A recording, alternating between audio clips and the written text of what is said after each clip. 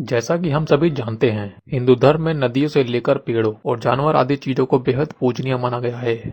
इसी में नदियां भी आती हैं, जो प्रकृति का जरूरी हिस्सा मानी जाती हैं। भारतीय संस्कृति में नदियों को देवी के रूप में पूजा जाता है। जैसे गंगा से लेकर सरस्वती जैसी नदियों को हम देवी के रूप में पूजते हैं। लेकिन भारत में एक पुरुष नदी भी है। आखिर क्यों इसे एकमात्र पुरुष नदी कहते हैं, तो चलिए जानते हैं भारत की इस एकमात्र पुरुष नदी के बारे में। भारत में नदियों का इतिहास बहुत प्राचीन है। नदियां सदियों से अपनी पवित्रता बनाए हुए है। वे निरंतर अपनी दिशा में बहती रहती हैं। गंगा जैसी पवित्र नदियों का उल्लेख शास्त्रों और पुराणों में मिलता है। भारत में गंगा, गोदावरी, नर्मदा, सिंधु और तुंगभद्रा जैसी नदियों के नाम महिलाओं के नाम पर हैं। यही कारण है कि भारतीय नदियों की तुलना महिलाओं से की जाती है।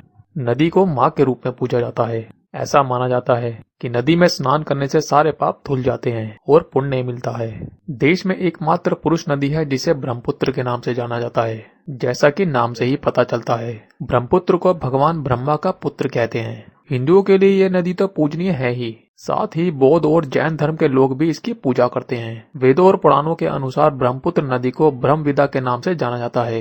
भगवान ब्रह्मा को महान ऋषि माना जाता है, जिस वजह से यह नदी हिंदू धर्म में काफी महत्व रखती है। इतिहास में कहा गया है कि शांतनु की पत्नी अमोघ महर्षि ब्रह्म मंत्र की सुंदरता पर मोहित हो गई और उन्होंने विवाह कर लिया। ब्रह्मा अमोघ से एक पुत्र का जन्म हुआ। ऐसा माना जाता है कि वह बालक स्वयं पानी की तरह बहता था।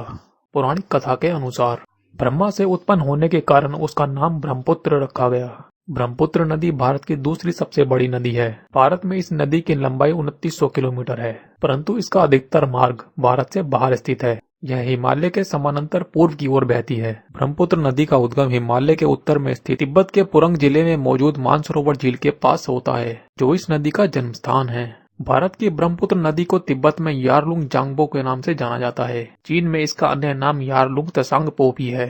यह मनसा सरोवर पर्वतमाला से निकलने वाली दूसरी नदी है।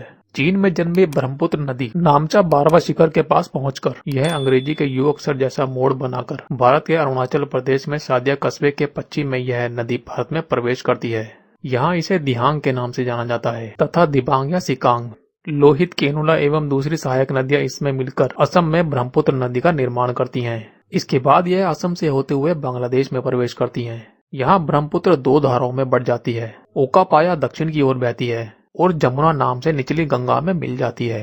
इसे पद्मावती नदी के नाम से भी जाना जाता है। ब्रह्मपुत्र नदी एक अन्य बिंदु पर मेघना नदी से मिलती है। ये नदियां बांग्लादेश के चांदपुर में बंगाल से मिलती हैं।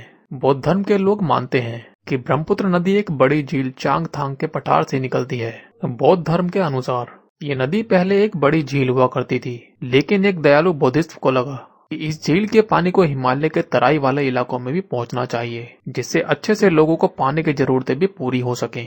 इसलिए इस झील से पानी नीचे बहाने के लिए एक रास्ता तैयार किया गया, जिससे इस नदी की उत्पत्ति हुई। कुछ इस तरह इसे ब्रह्मपुत्र नदी कहने लगे। ब्रह्मपुत्र नदी को दिव्य एवं चमत्कारी माना जाता है।